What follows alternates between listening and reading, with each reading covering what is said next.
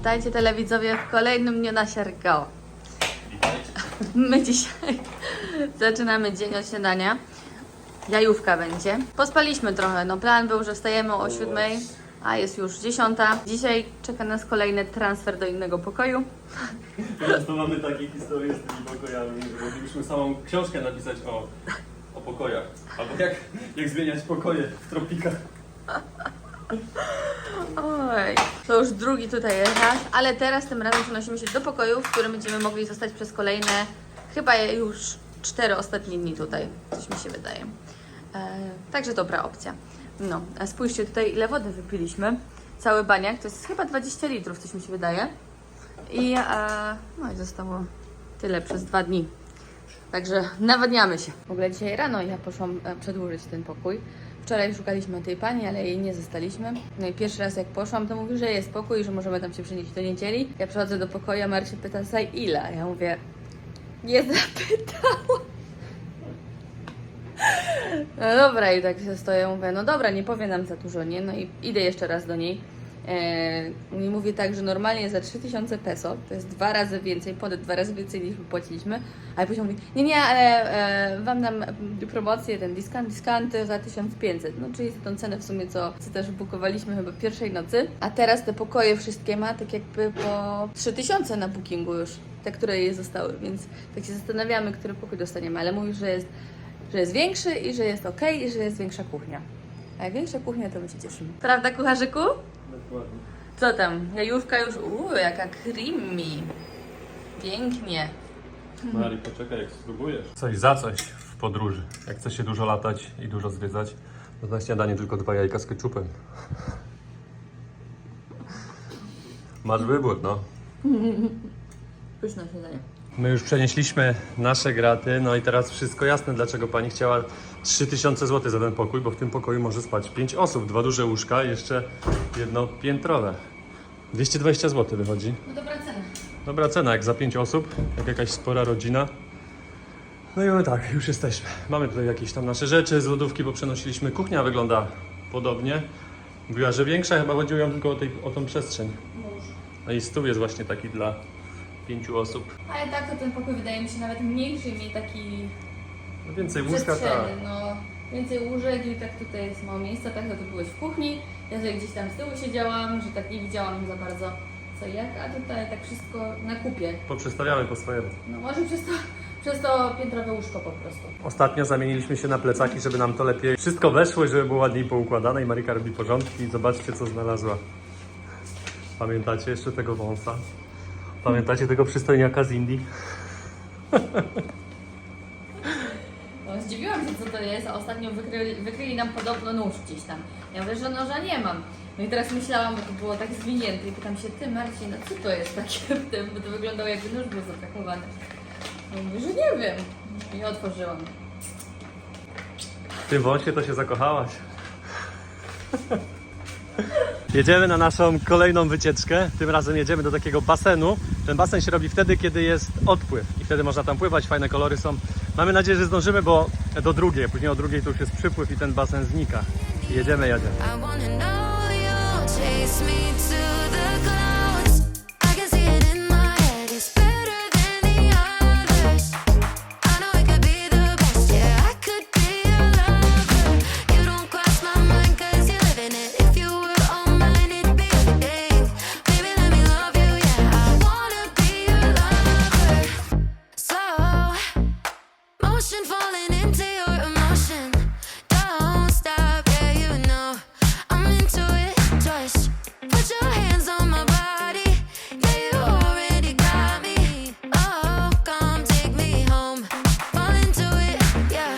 I wanna drift asleep, tangled in your sheets. I wanna hear you say my name forever.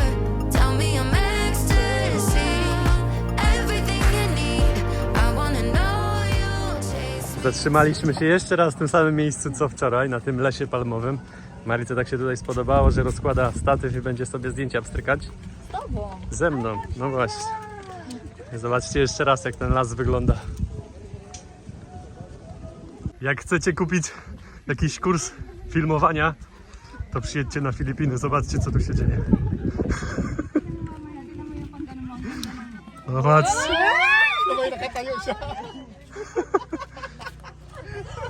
To jest dopiero profesjonalnie.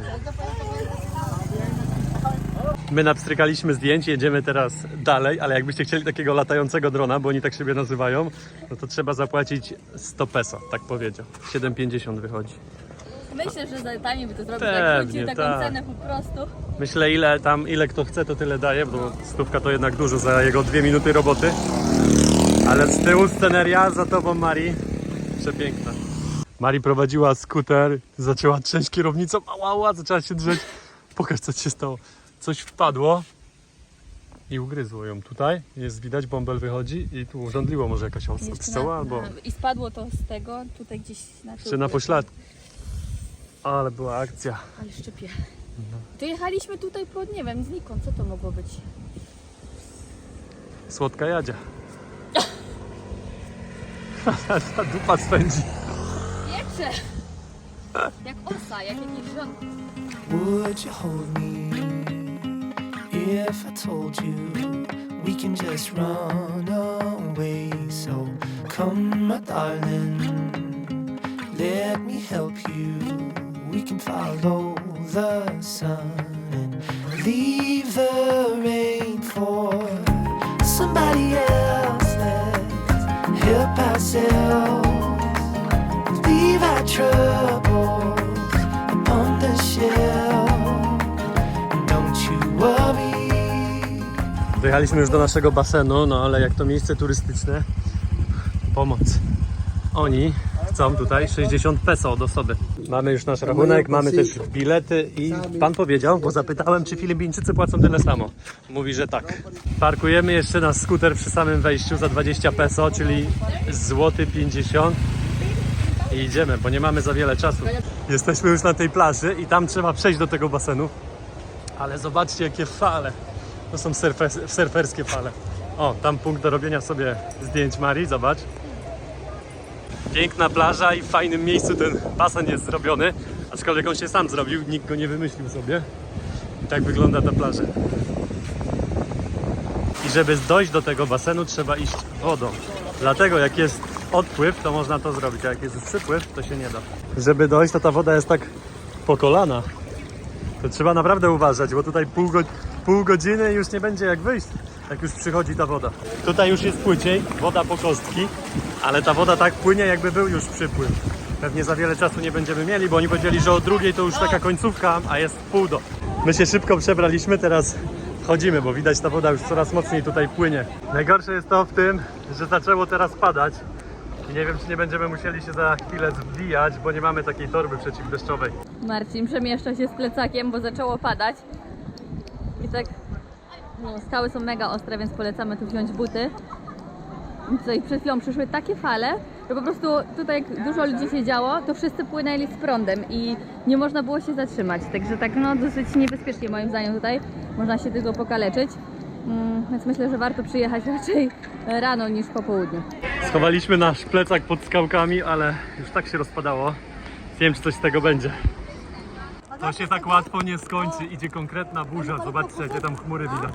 Jest grupa odważnych ludzi.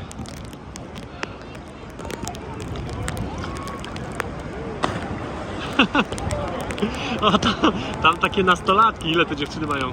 13-14 lat? Też niezłe wariatki. Z telefonem.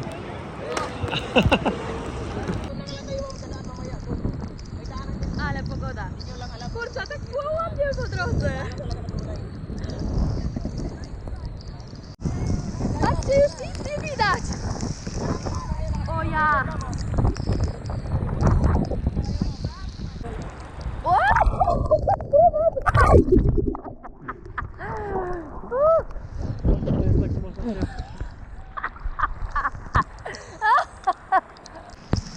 O. Pogoda jest coraz gorsza. Ale zobaczcie, my siedzimy w tym basenie, a tutaj oni sobie stoją. Ale jaja.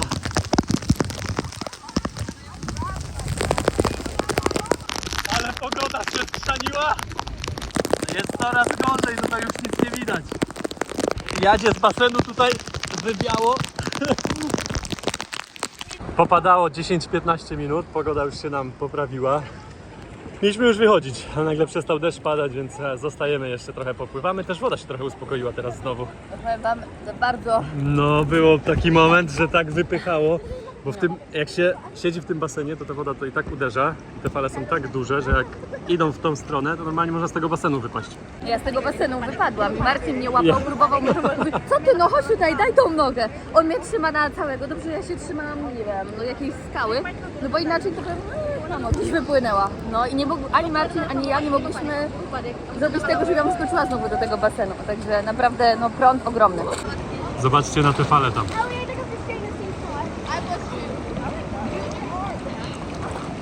Tam kolejna z tyłu. Ogromne. Jadzie wywiało z basenu, łapali. Pan się potknął. Ale jajca.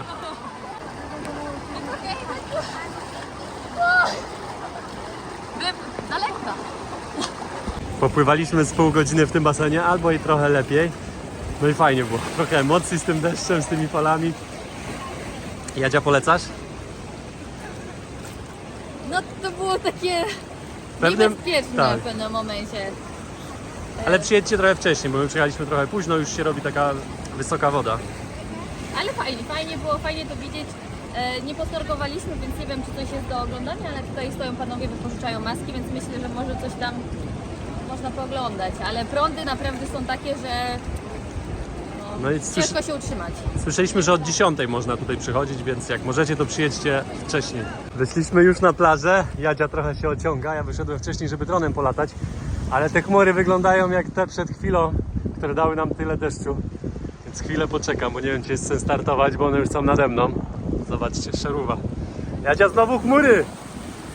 Znowu chmury! Tam na środku jest ten basen, gdzie widać jeszcze ludzi i stamtąd wyszliśmy. Wyszliśmy tutaj teraz na górę plaży, a na górze plaży są knajpeczki.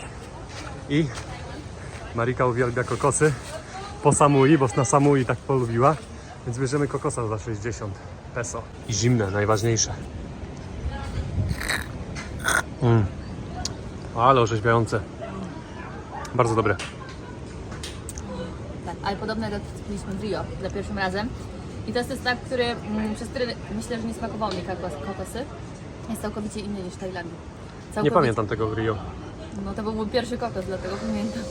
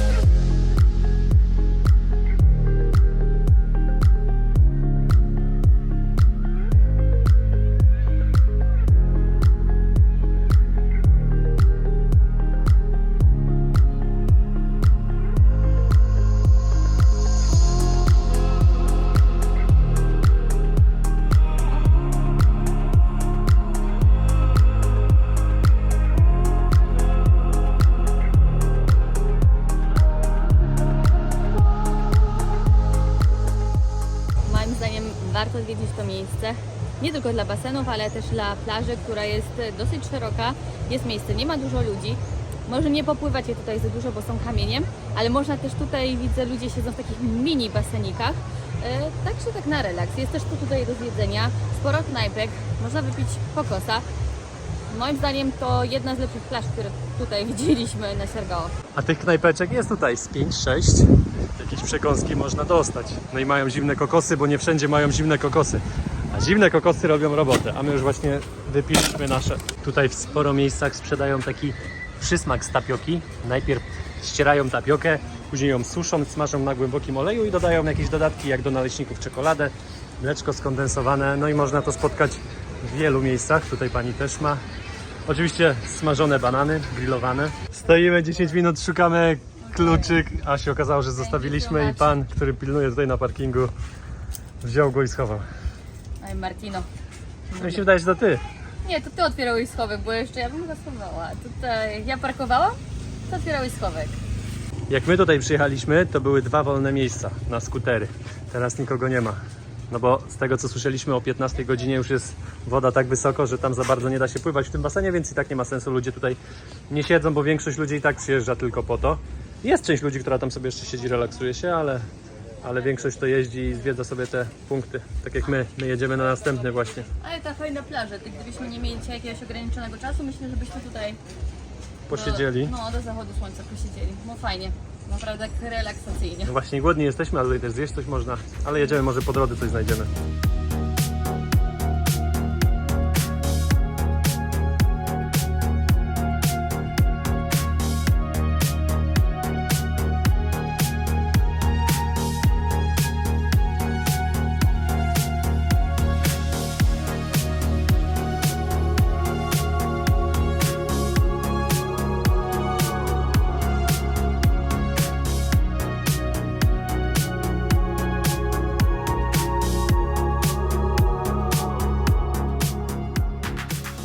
Przyjechaliśmy na tą rzekę, na której byliśmy wczoraj, ale coś nam się wydaje, że wszyscy po tych atrakcjach, które są tam do którejś godziny, przyjeżdżają na tą rzekę i wydaje nam się, że jest teraz dużo ludzi.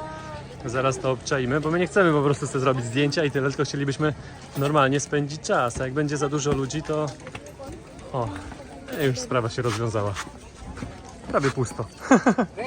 Płacimy po 20 peso za osobę, czyli złoty 50 i jak to na Filipinach, wszędzie trzeba się wpisywać, jak się wchodzi. Jakbyście chcieli, to też można taką łódkę sobie wypożyczyć za 45 zł i wiozą was do jakiejś tam laguny na końcu. Ale możecie też sobie sami tam dojechać do tej laguny. My przypadkowo wczoraj tam dojechaliśmy i wstęp tam jest około 3,20, 3,50, więc dużo taniej.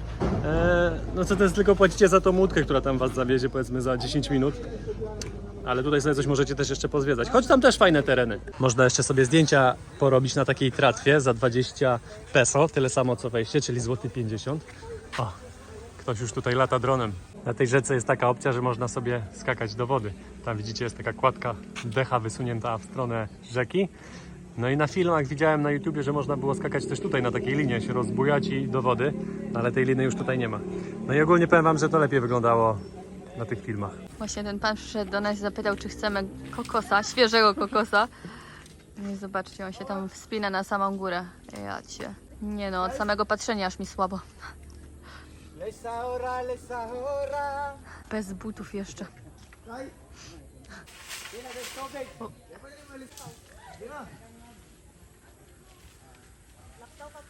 Ja cię. O.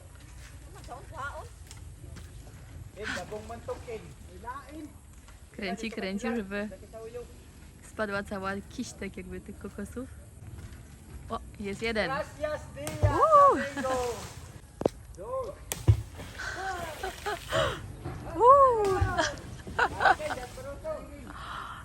Nie no, nieźli są. Ja byłem przed chwilą, jakiś pan będzie tu nurkował. A to on po to szedł, żeby te kokosy wyłapywać. Okej. Zerwał kilka i schodzi. Ale kolorki nam się zrobiły, nie no, pięknie. A jak druga strona? Rajsko tutaj. Teraz panowie rozbili kokosy o ziemię i sobie piją. O, proszę pana, to tam cały kokos panu wyleci. Tu pan nurkuje z jednym kokosem.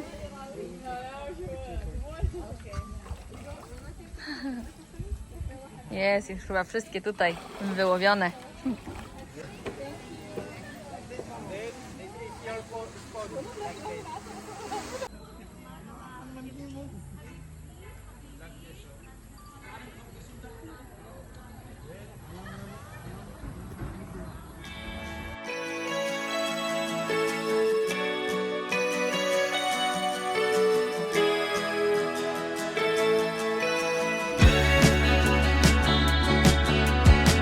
There's a place in my mind where I want to be. I imagine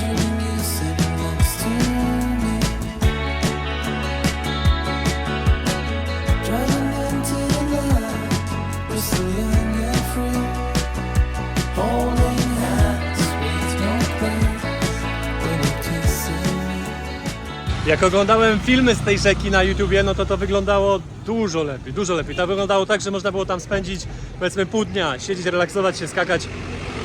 Ale pytałem, dlaczego tak jest, że to tak brzydko teraz wygląda i nie jest tak jak było. To powiedział, że w 2001 bodajże był tutaj jakiś huragan i zniszczył to tutaj. Oni teraz to naprawiają.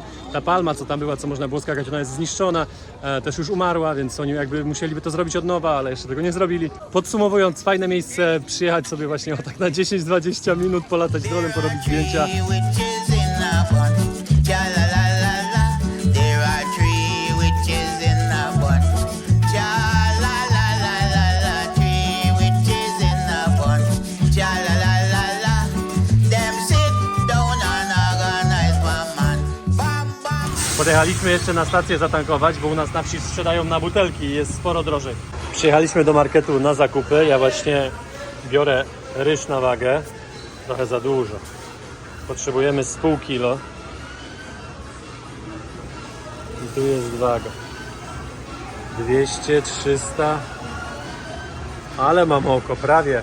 Jeszcze trochę dobiorę. O. Jest. I o, za dużo.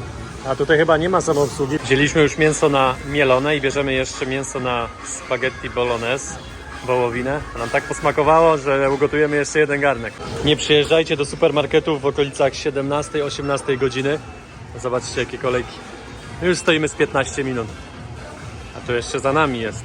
My przyjechaliśmy do pokoju i pani przyniosła nam świeczkę. Powiedziała, że godzina nie będzie prądu. A my chcieliśmy kolację gotować. Świeczka już tu zamontowana. Dobrze, że mamy taką lampę teraz. To ona ma świeci jeszcze dzisiaj rano, do rana się ładowała. Co ty tam masz? Filipińskie smakołyki. Red Horse. Marika siedzi na recepcji i przygotowuje zajęcia do następnych lekcji. No i pani nam tutaj teraz powiedziała, że okazało się, że to nie będzie godziny, tylko dłużej.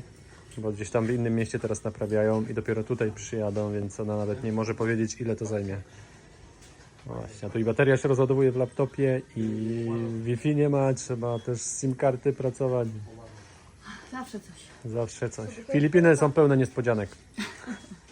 Koleżanka, która tutaj pracuje, poszła zapytać właściciela, czy Marika może sobie chociaż laptopa podładować. Bo skądś ten prąd mają. Jest.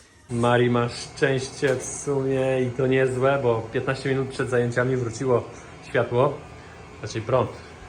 Marika ze światła korzysta, a ja teraz gotuję makaron, bo mamy jeszcze spaghetti do dokończenia i będę gotował następny. A miało być tak pięknie. Miało być tak pięknie. Znowu zabrali prąd. Co zrobisz? Co zrobisz, jak nic nie zrobisz? Trzeba walczyć. Nie ma co się poddawać.